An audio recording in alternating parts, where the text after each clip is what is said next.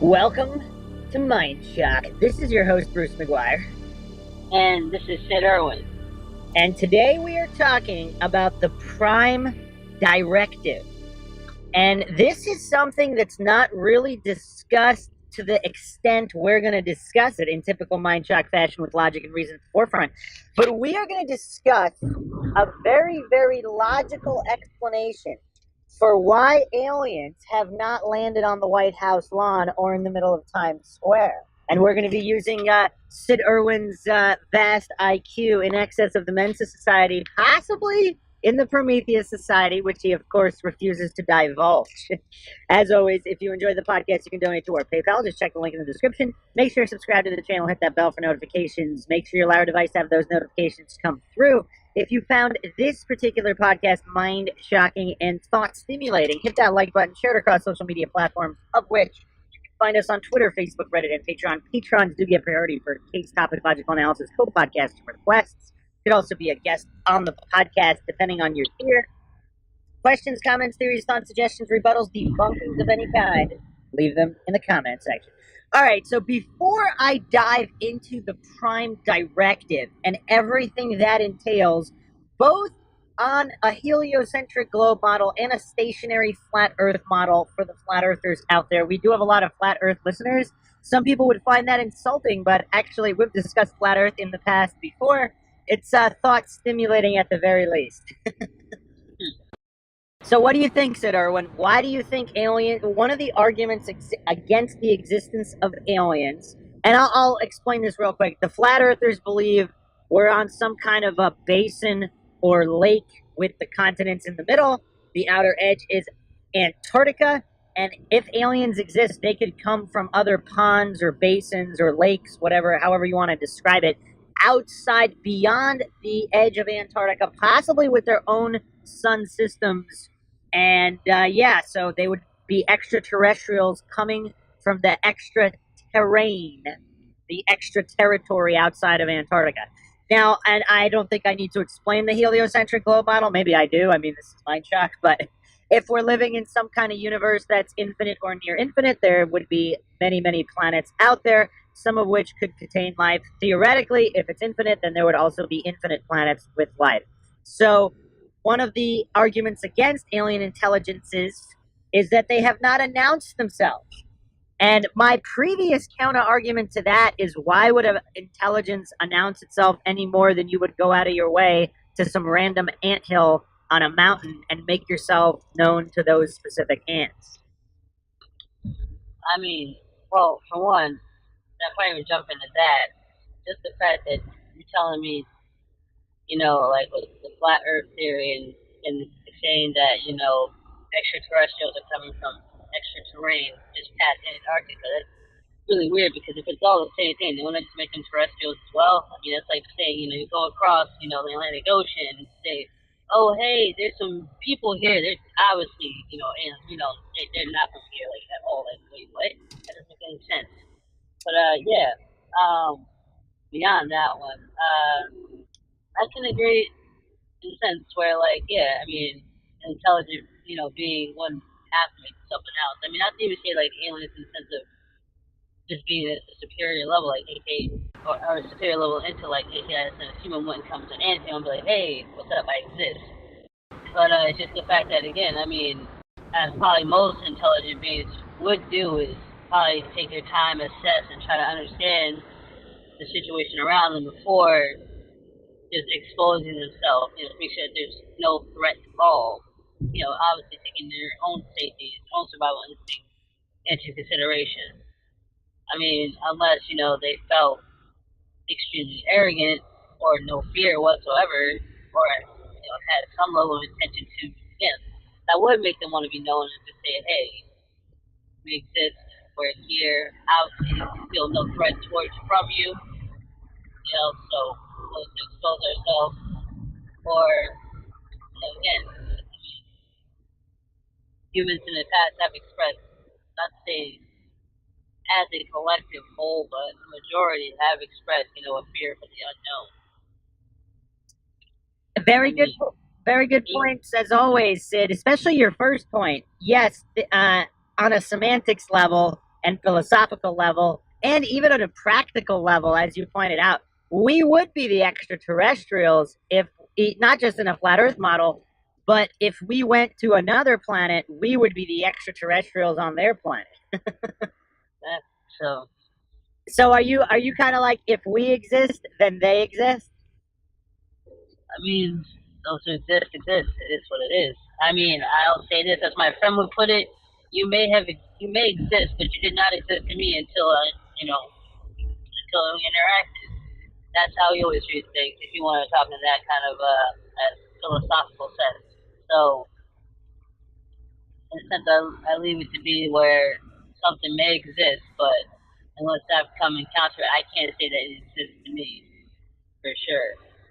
Okay, so now that we've laid the groundwork on extraterrestrials' possible motivations, let's get into the mind shock territory. So here's the problem with that theory, is not necessarily a problem with the theory, but here's where the conspiracy theorists kind of trigger the coincidence theorists. Because if aliens wouldn't make themselves known, that means that they wouldn't be randomly abducting humans. There wouldn't be these UFO incidents. Whether we're talking Rendlesham, whether we're talking Roswell, any of these other many well-known incidents in all different countries. So what does that mean? So there's a certain camp of coincidence theorists who dismiss all of that and then still allow, not just allow for the possibility, but possibly even legitimately believe there are definitely extraterrestrials out there. They just simply either haven't visited Earth yet, or they've visited but they haven't made themselves known. So for whatever reason, either they're too mentally weak, their cognitive dissonance, their egos, they can't consider the possibility that these UFO incidents that were documented to have occurred actually occurred, so they dismiss it as conspiracy theory nonsense, as they've been indoctrinated by the idiot Fox to do, while still saying, oh yeah, there's definitely extraterrestrials out there, but they're going to magically pretend they know for sure that these incidents were not real extraterrestrials. Wow. Any comments on that? I mean, it just seems contradictory to say you believe in something, but provided with evidence that might, I guess, boast and boost and work in favor of your belief, and yet deny it. It just seems odd. Well, that's how cognitive dissonance works, of course. We discuss that quite often on MindShock. I guess if anything, yeah, you want to believe. I guess you're obviously clearly still afraid of it actually being true. Because it's just like, yeah, you're believing, in the thoughts and hopes that it's never actually going to happen to actually face that belief. Well, I think that what triggers a lot of coincidence theorists is their faith-based belief systems that they've been indoctrinated into. They have simultaneously been taught to dismiss any kind of incidents that aren't considered 100% legitimate by the idiot box. Right. So there are still all these shows on the Discovery Channel. Are we alone? The Drake equation, the SETI program. So it's like it makes them go along with kind of, I guess, more of the conformist, like state worshippers who would believe that if those incidents were real, the government would come out and corroborate them. And you know what's funny? We'll be doing a dedicated Roswell podcast, of course, in-depth and comprehensive as always. But if you remember, not that you were alive back then, or were you alive during Roswell? How old are you, Sid Irwin? I'll let you that information undisclosed. So, yeah, during Roswell, so that was 47, I believe. Is that 47? That was 47, wasn't it? Yeah, I think it was 47. And the first day, I believe it was at least the first 24 hours, if not 48 hours, there was no cover-up. Those first headlines basically were saying, UFOs, aliens. Coming from the military. And then when they gauged that first initial response, they immediately changed their story to like hot air balloon secret testing program. And thanks to all the microfiche in the internet, that information is now known that there was no cover-up on day one. It began on either day 2 or day 3. Right. So it's interesting. So, but of course, the cognitive dissonance coincidence theorists don't pay attention to any kind of history or facts. But anyway, But I did believe your original question to ask whether it could have occurred, why did it occur, if not, and why would it? I could honestly see it being the case if they were to come and still abduct people and either not leave a trace or make no effort or make efforts to stay as independent as possible. Only due to the fact that I mean it's really close to military tactics of today and times before, where again you might send a group to collect a certain target or get information and do their best to get out without anyone knowing that that incident had occurred. I mean, again, if you're promoting intelligent life outside of ourselves, I mean, could it not be easily possible for them to come with the exact same tactics, if not probably if not honed better? So I'm just saying, is that possible? well, how does anybody rectify the thousands, if not tens of thousands, of UFO sightings? If not hundreds of thousands. I mean, I haven't honestly, I haven't really been keeping up with MUFON and all of the UFO reporting, but there's UFOs reported every single day. Even if you dismiss 99% of UFOs as just people being too stupid to identify an airplane or a hot air balloon or swamp gas. Swamp gas is my favorite. You're definitely going to mistake swamp gas for some kind of metallic object making these bizarre maneuvers in the sky with lights. I mean, that's definitely. I mean, you could really see how it could be swamp gas, right? especially if you live nowhere near a swamp. Which is hilarious. That's my favorite. That's my favorite. But and it was easier to dismiss a lot of UFO sightings before everybody had a cell phone. Now you see some of these UFO sightings, the footage is so crisp and clear. I mean, of course, you could argue that it's top secret government technology, but to say that it's swamp gas when you can see clear metallic objects during the daytime, I mean, that's just silliness. I mean, that kind of silliness is just, I don't know how some of these coincidence theorists and government worshipping cultists can defend that. Indeed, that's a very good question. All right, so let's get to the mind shock factor. The prime directive itself. Now, this has been mentioned. I haven't really seen it mentioned on in any kind of mainstream arguments. So, what if we're living in some kind of experiment? So, not necessarily a simulated holographic reality. Let's say we're a real physical petri dish. All right. So we're in some kind of, so the entire Earth, regardless of whether you believe it's flat or round, it's some kind of system. Even the whole universe itself, let's say it could fit into a box on some alien's desk. All right. So, because that's how big the alien is, and who's to say that's not true? Just because the universe is infinite for a human brain's understanding, that's kind of like, the Earth might be infinite for an ant, right? Right. So same thing. Either way, what if the purpose of this experiment, if we were intelligently designed and the aliens or whoever's conducting this experiment, they want to see how we develop organically, they would be forbidden to interfere with human affairs. Again, right there in of itself, by you saying that, it's what I'm already thinking. Like, what does it matter if you're not being interfered with this entire time? Wait, well, what do you mean? I mean, again, by you saying that, it's what I was about to say anyway. I mean, as long as you're not being interfered with by them, then what does it matter?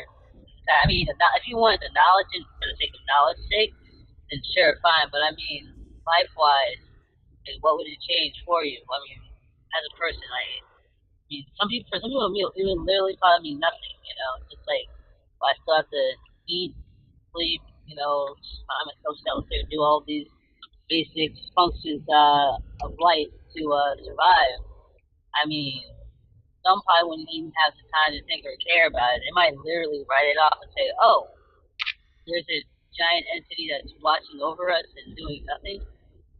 Okay, well, that's fine with me. That's basically God, right? Well, here's where it gets interesting, because the coincidence theorists point out So then all of the abduction cases, all of the UFO crashes, that's all fake, because if they're forbidden to interfere, that couldn't have happened, right? Okay, Right. so two counter arguments there, and this is where we're getting into real mind shock land.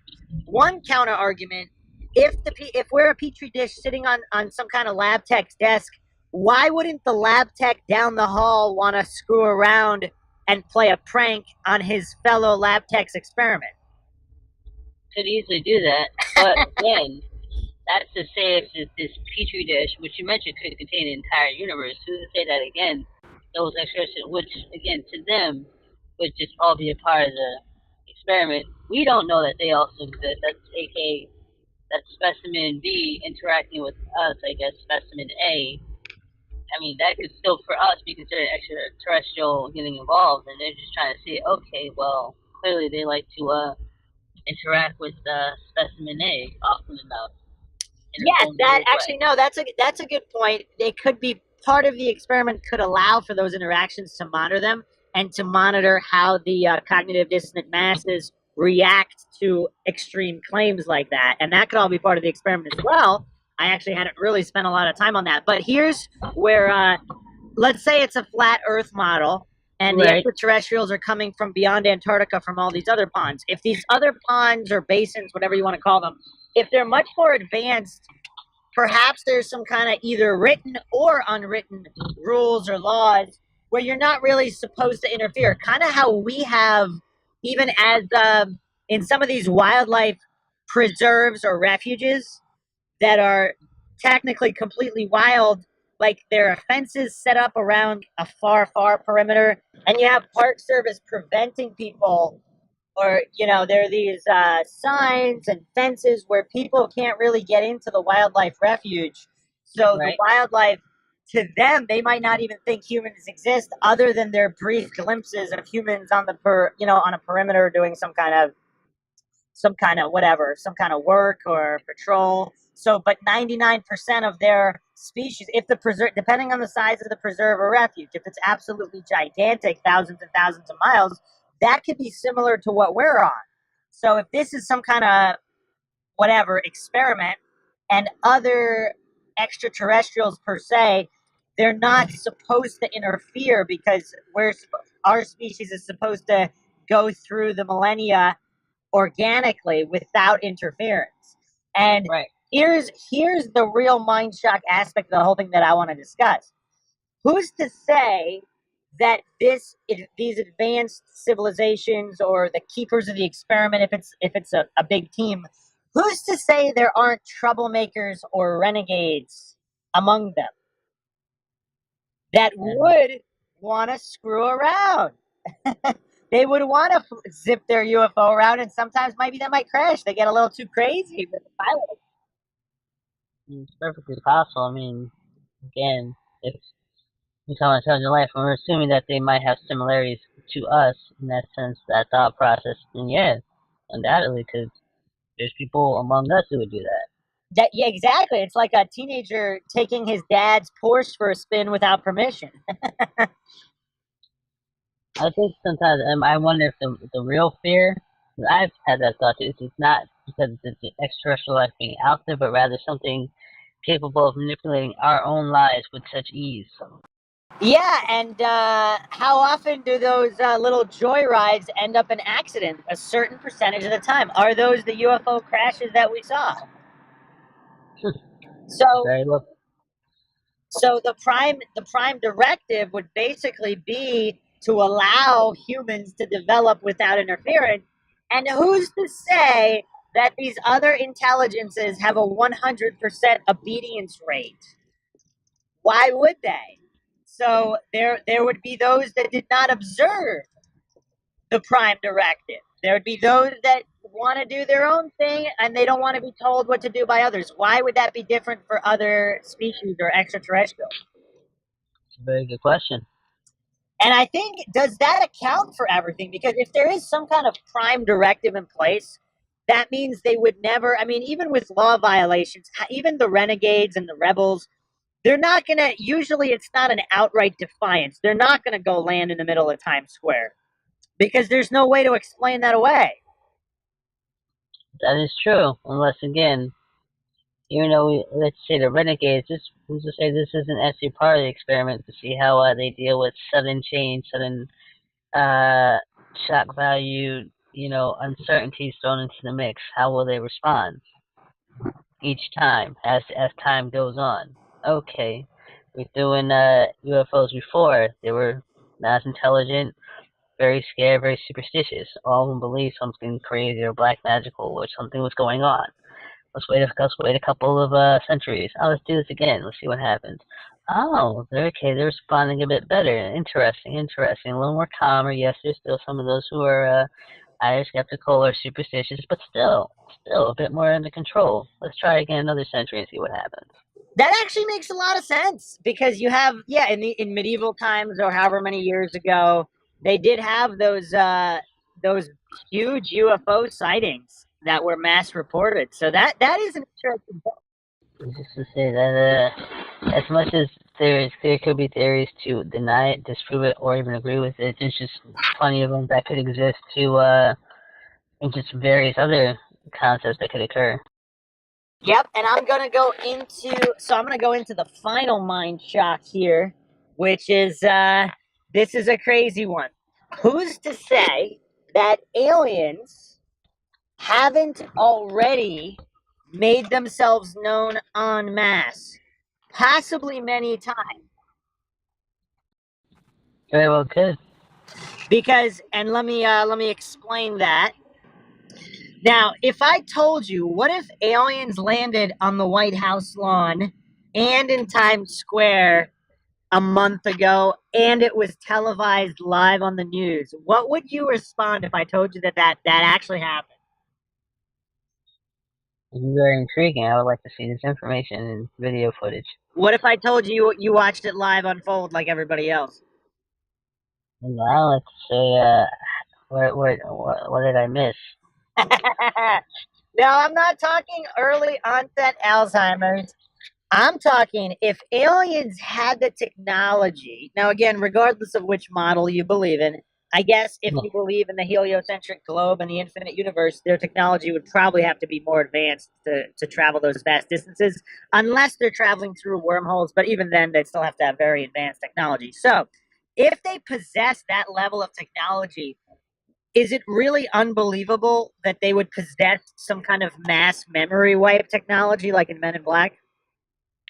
I mean, I think about Men in Black quite a bit for it throwing out all these theories that may have been already pre-existent, such as again the future disc theory. Because I think at the end of one of the movies they zoomed out and showed the entire universe on a petri dish for other aliens to. Yeah, believe it or not, I actually have not seen that movie. Wow, you really should watch it. They throw in quite a few interesting theories that ones that you have mentioned. So I imagine it probably might have been around for a while. If not Well, introduced any one of the reasons I haven't watched it is because it's obvious propaganda to show to kind of divert attention away from the real Men in Black. Aha. Because if you remember when that movie first came out, there was a huge uptick in UFO reports, mostly because as we were going into the late '90s, the internet was starting to become more prominent. Right. So people were sharing more UFO accounts, Men in Black accounts. So it really looked like some kind of Hollywood, government Hollywood propaganda damage control to try to get people to look at it in a non-serious fashion. Uh, See, I find that interesting. I could see it that way. I personally can't lie, looked at it as not in a sense of not non-serious, but rather just like, huh. I mean, could they really be among us like that? That would probably make me even more paranoid. Because not every person got a happy ending, undoubtedly.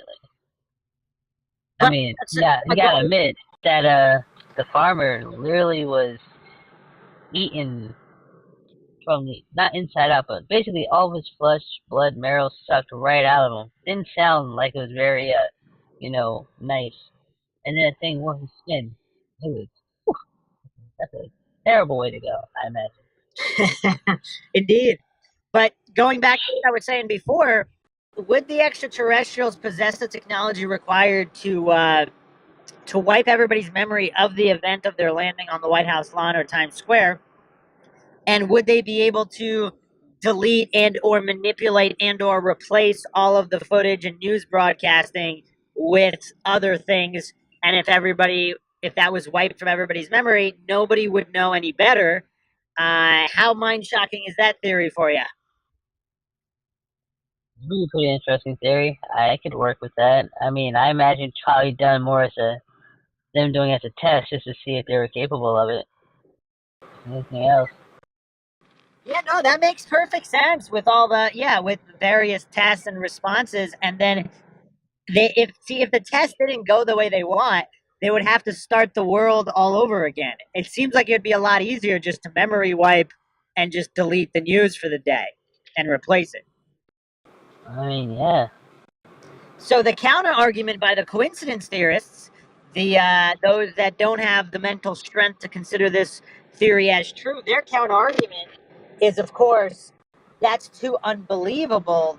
That technology could not exist. But what's the basis for that statement? Because if they could travel near infinite light years through wormholes or whatever, if they're our civilization is however many years old, if you argue that the extraterrestrial civilization is billions or trillions of years old, how is it really? I mean, why would you appeal to incredulity, use that logical fallacy to say that it's too unbelievable that they would have that kind of technology? I mean, that technology would be probably the greatest weapon. I mean, it would be greater than actual tools of destruction because you could literally just bend reality to your will. That is a terrifying thing.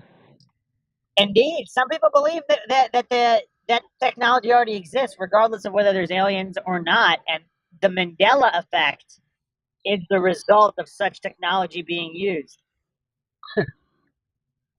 And That's say that. of course, we do have our Mandela effect podcast coming up, but this was the prime directive. And if there was a prime directive in place where there's not really supposed to be interference, it seems perfectly plausible that there would be these isolated incidents about either procedure not being followed or tests, specific approved tests to violate the prime directive, so to speak, but to gain information as a result. Which would be fair and possible. Any final thoughts on the subject, Sid? Um, I mean, personally, not much to say. It's just that I would like to hope that some people would, if they're listening to this, obviously interested, that they do keep an open mind to the concept, and I guess since potentially enjoy it, or it might help them just in case if in their lifespan things may occur that might be highly shocking, that it might take a bit of the edge off the shock. So yeah, Take the edge off the mind shock? yes, take the edge off the mind shock. All right, so that's what you had to say personally. What about impersonally? Uh, I mean, again, all very solid theories, all very interesting concepts. I mean, legitimately, and I imagine there's plenty of people who have thought about it. People have written things about it, made movies about it, stuff like that. I usually look at those kinds of media as I won't say cautionary tales, but rather just again that some other people in a sense to kind of share. Other people have thought about it. No matter how it's been displayed, it's the idea and concept. Like one such book where I won't divulge the name of it in case anyone who may be interested in finding out. I think the planet they had known that there were apparently aliens that came in and attacked them. Right? It had they beat them in the end, but still were causing irreparable damage to the planet. In the end, though, even though they believed that they were obviously the good guys, this is their planet, they lived here. Come to find out that they are actually the aliens who had came and ravaged the land and now currently rule it. So yeah, we can say right now we ourselves aren't the aliens that might have came to this planet, ravaged it, and now rule it. Yes, they're going to do the same later. Or might be people who were originally here before us and are in hiding. because they're recognizing that there might be a threat and they want to be careful. Oh, you're going into the hollow earth theory. I'm just saying, hollow Earth or even suborbital, you know, who knows? It may have some interesting camouflage hiding amongst us. Or, again, like they talked about with the shapeshifter factor, it could be blending in, hiding in plain sight.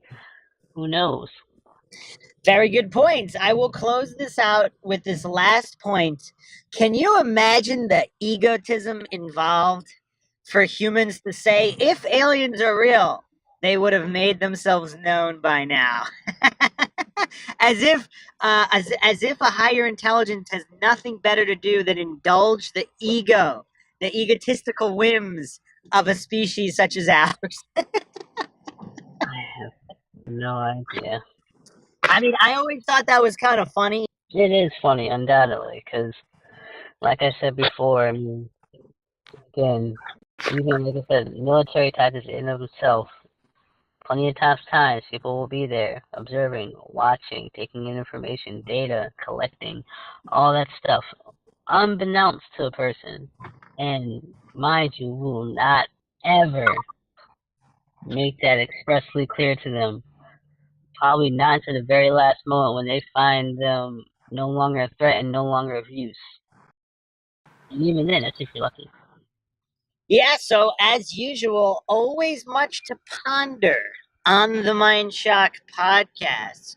Hope you enjoyed another edition of the MindShock podcast. If you enjoyed the podcast, you can donate to our PayPal. Just check the link in the description. Make sure to subscribe to the channel. Hit that bell for notifications. You can also check us out on Twitter, Facebook, Reddit, and Patreon. Patrons do get priority for case topic, logical analysis, co-podcaster requests. And you can also be a guest on the podcast, depending on your tier. Questions, comments, theories, thoughts, suggestions, rebuttals, debunkings of any kind, leave them in the comment section. This is Bruce McGuire signing off. Heroin. We'll catch you guys next time.